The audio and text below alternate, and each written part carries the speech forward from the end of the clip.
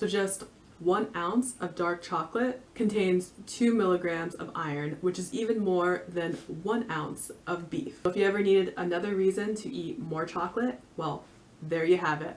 I give you permission. You're welcome.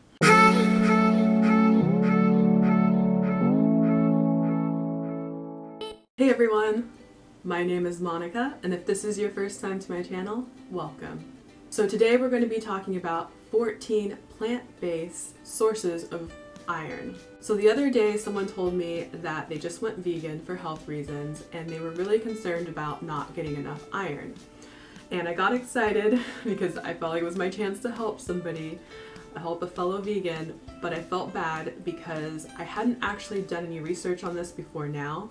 Iron was something I wasn't concerned about, and I didn't realize how big of a concern this was for people before they go vegan. So I wanted to do a little bit of research on my own so that I could help other people in the future, because I'm pretty sure this question is going to come up from someone and I want to be able to have a good answer. And coincidentally, right the next day after he had asked me about iron, I had found this article on Facebook, and I will link that in the description below if you want to check it out. So the first plant-based iron source is going to be spinach. I kind of have a love-hate relationship with spinach.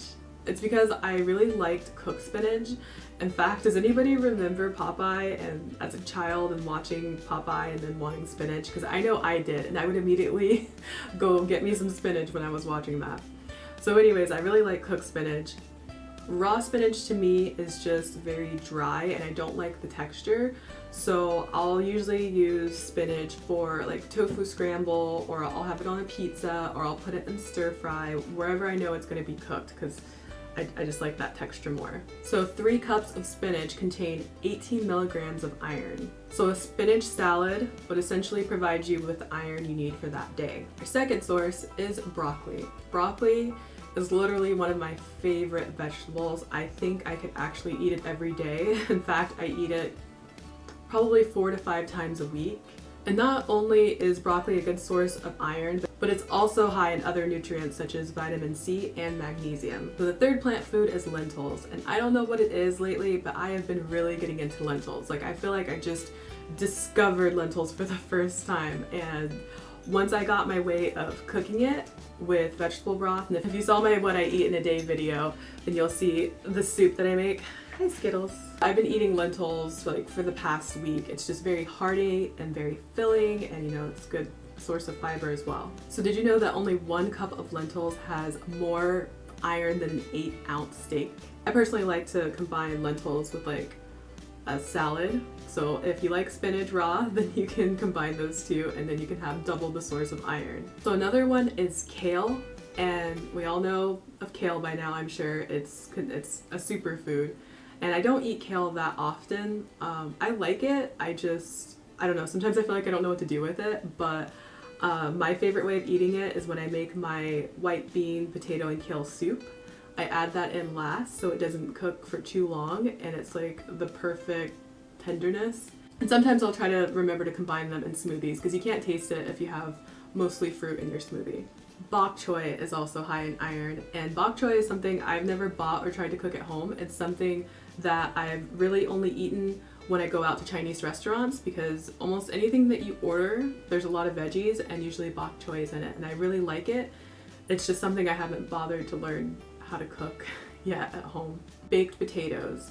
Now that's something I think almost everybody likes. So you could combine a baked potato with some broccoli, which I normally do, and again, double source of iron if you're worried. So 1 baked potato has 3 times more iron than a 3-ounce piece of chicken. So sesame seeds. 1 tablespoon of sesame seeds is equivalent to 1.3 milligrams of iron. So you could sprinkle sesame seeds on just about anything, like stir fries or salads. Cashews are also rich in iron. So 1/4 cup of cashews is equivalent to 2 grams of iron.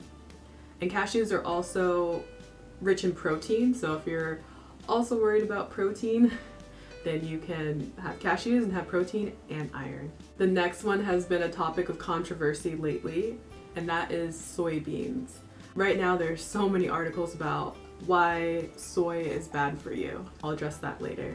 But sometimes I like to get the frozen soybeans, also called edamame, and you can either boil those or pop those in the microwave real quick, and they make a very tasty snack.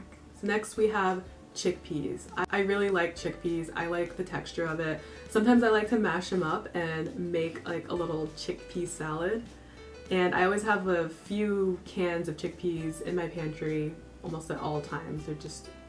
They're a really versatile food. I think a lot of people are gonna like the next one. That is dark chocolate. So just 1 ounce of dark chocolate contains 2 milligrams of iron, which is even more than 1 ounce of beef. So if you ever needed another reason to eat more chocolate, well, there you have it. I give you permission. You're welcome. So Swiss chard. This is one plant food I'm not really familiar with. I probably have had it in restaurants at some point. I can't really think of what it tastes like, but I'm pretty sure I see Swiss chard almost all the time when I go to the grocery store. I just haven't bought it or tried to cook it yet. 1 cup of Swiss chard has about 4 milligrams of iron, which is comparable to about a 6-ounce hamburger. We're down to our final 2. The next one is tofu.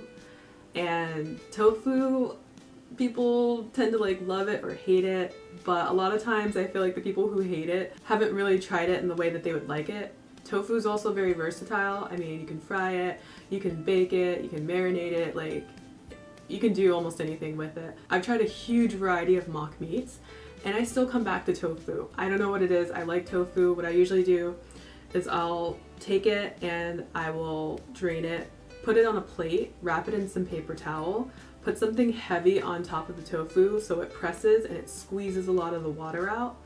And then I'll leave that for about half an hour, and as soon as that's done, I'll cut it up into cubes, put in some soy sauce, some other seasonings, and I will bake that until it gets pretty firm and crisp on the outside, but it still stays kind of nice and tender and juicy on the inside.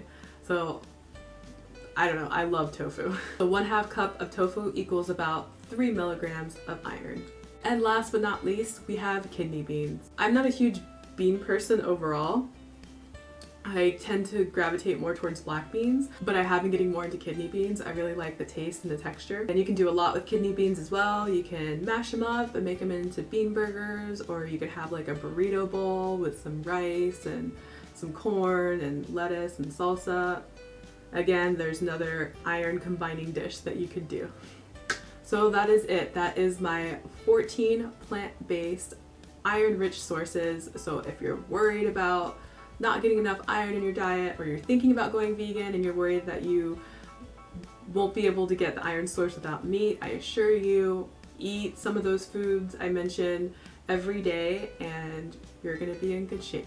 But if you're still worried about it, you can always get your blood tested and make sure to up some of those iron sources. So make sure to give this a thumbs up if you found this helpful. And again, the link's in the description. And don't forget to subscribe if you want to get more vegan information from me. Thank you guys so much for watching. I will see you again very soon. Love you. Bye.